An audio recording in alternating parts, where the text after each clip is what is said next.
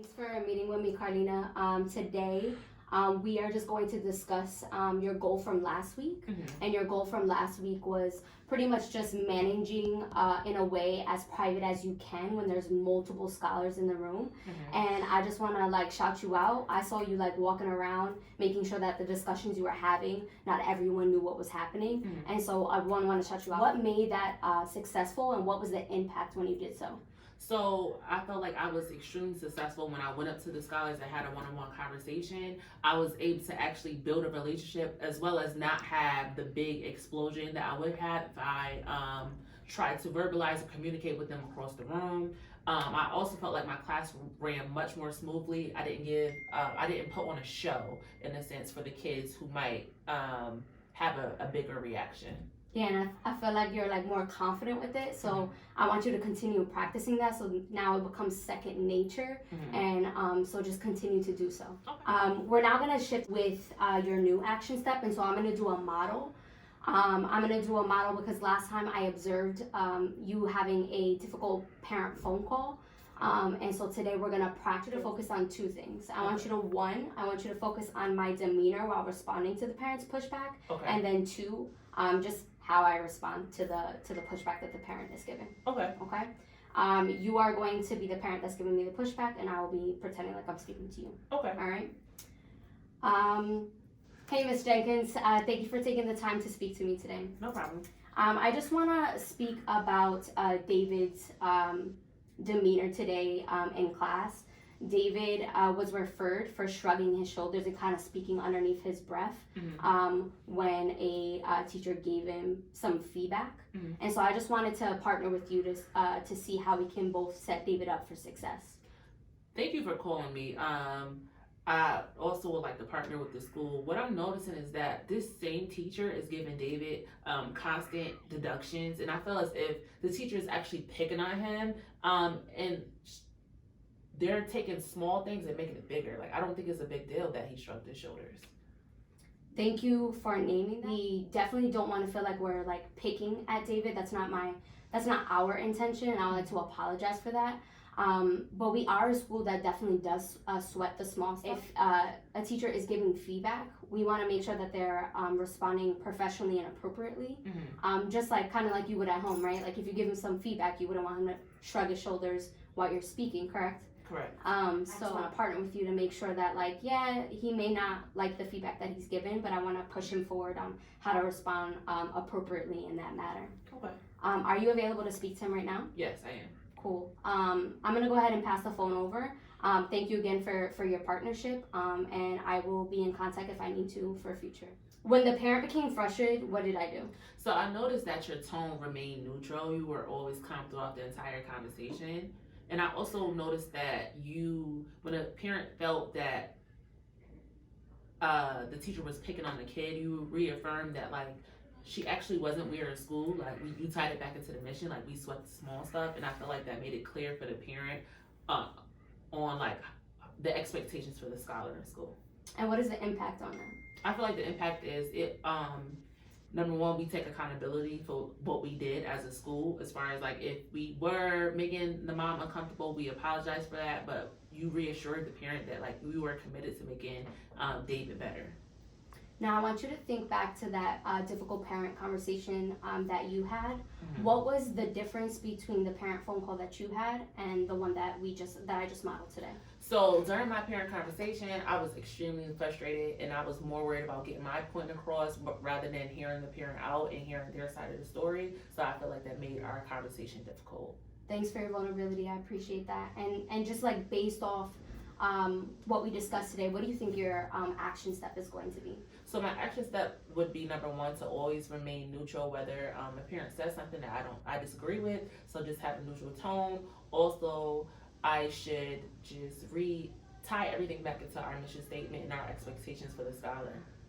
Yeah, you pretty much hit it on the nose. So I'm gonna go ahead and say the action step, and can you just write this down? Yes. As I'm saying this? Yes. When making difficult parent phone calls, provide rationale to invest parents in scholar habits, both academically and behaviorally. by 1. Maintaining emotional constancy. 2.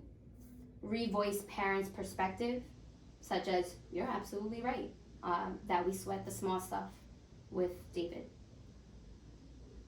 3. Reaffirm schools' intentions, processes, and fair treatment. And last one, conclude with a belief statement. I know David can meet our expectation, but we need to align on holding a high bar from him. Got it. Cool. So in a second, I'm gonna have you go ahead and plan and script out what you're actually gonna say to a parent in a difficult situation. And I know you make a lot of phone calls. What would be a good time to like really execute this? Like, think of a moment. So I'm thinking about detention, where a scholar could earn detention every day in our school. So like, if this kid has detention Monday, Tuesday, Wednesday, I'm gonna have to keep making this difficult phone call with the same parent. Cool. So we'll go ahead and plan that out. You can script what you're gonna say, pick up the situation, and then we'll jump live to get some at bats and practice that. Okay.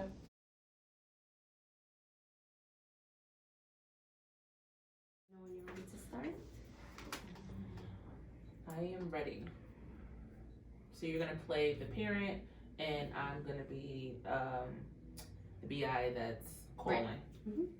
So, good evening, Ms. Rodriguez. I'm calling to let you know that your scholar egregious disruption deduction for laughing while in detention. Do you know why she was laughing? The laughing actually took place right after I corrected another scholar. No one else was around, and we were engaging in a conversation, and then that's when the deduction occurred.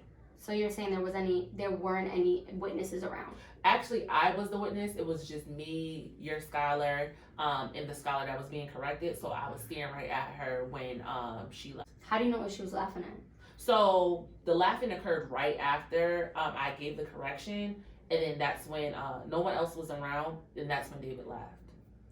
I really think this is like really, really unfair. Mm-hmm. I think you are making my child serve detention for something as simple as laughing, and I really don't think like she did it any malicious way, and you're giving her detention because you think she was laughing at X, Y, and Z. So here's what I hear that you're saying. It's unfair that your scholar is earning a major deduction in detention because I was unaware of what she was laughing at. Correct. So it's highly important that all scholars feel comfortable and safe in our building, free from anyone laughing when they're corrected. In the future, I would ask that she does not laugh after a scholar is corrected, because I don't want her to earn corrections if she's genuinely not laughing at the scholar that's corrected. All right, we're gonna go ahead and cut right there. Mm-hmm. Your glow is that you're emotionally constant, you are calm. Continue to do that. Mm-hmm. My area for growth is going to be that belief statement, showing that you believe in the child. Okay. So we're gonna go ahead and do it again and make sure you're focusing on that belief statement. Okay. Thank you for the push. Also, thank you for partnering with our school. I believe that Davina can meet our expectations if we both align on holding the bar high for her in school as well as home. Yes, you got it. The language is on point, but I don't believe you. So make me believe what you're saying. Okay. So, I would ask that Davina does not laugh after a scholar is being corrected. I don't want her to earn corrections if she's genuinely not laughing at another scholar for being correct. I know Davina could be successful if we are both aligned on reinforcing the same message. Yes, let's do it again and lock it in.